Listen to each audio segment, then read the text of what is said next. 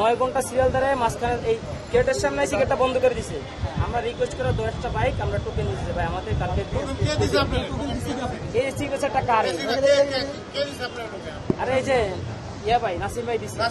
দিচ্ছেন যে একটি পেট্রোল পাম্পের টোকেন নিয়ে উনি নিজেকে স্পেশাল দাবি করছে। আপনি কি টোকেন দিয়ে স্পেশাল হয়ে গেছে?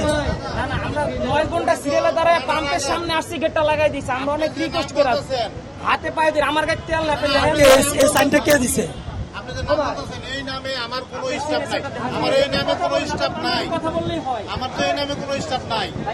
আমার কথা বুঝেন, আমি 40 বছর এখানে সার্ভিস করি, আমার স্টাফের কি নাম আমি জানি না, আপনি জানেন? আপনি একটু কথা বলেন একজনের সাথে। কার সাথে বলবো? কারণ আমার ভাই আমি তো এমনি আসি নাই, আমি উনি জানেন জানেন ভাষা আসছেন, ফুয়েল পাশের লাইন আছে তো। ভাই আমার ফুল পাশে লাইন ঠিক আছে, কিন্তু আমি তো কালকে 9 ঘন্টা সিরিয়াল ধরে লাগবে।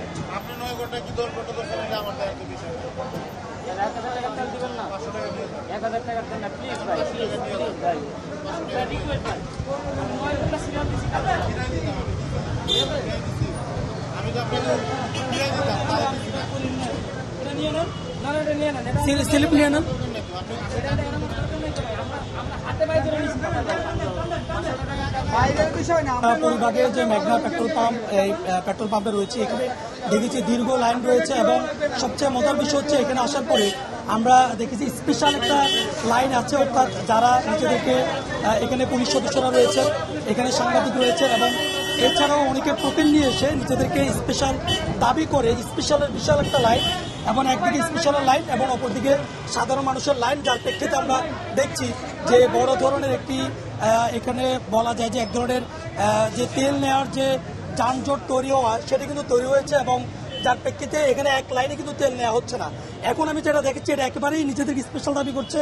কেউ বিদ্যুৎ বিভাগ থেকে এসেছে, কেউ ঢাকা মেট্রোপলিটন পুলিশের থেকে এসেছে, কেউ সাংবাদিক এবং অন্যান্য জায়গা থেকেও তারা এসেছেন এবং তারা এসে নিজেদেরকে স্পেশাল বলে মূলত তারা স্পেশালভাবে তেল নেওয়ার চেষ্টা করছেন এবং অপরদিকে স্বাভাবিকভাবে যে তেল নেওয়ার যে লাইনটি সেটিও রয়েছে এবং এই ভোগান্তির যে চিত্র, সেই চিত্র কিন্তু এখানে সকাল থেকে রয়েছে, যার জন্য স্বাভাবিকভাবে লাইনে দাঁড়িয়ে যারা তেল নিচ্ছেন তারা বিরূপ প্রতিক্রিয়া দেখাচ্ছেন।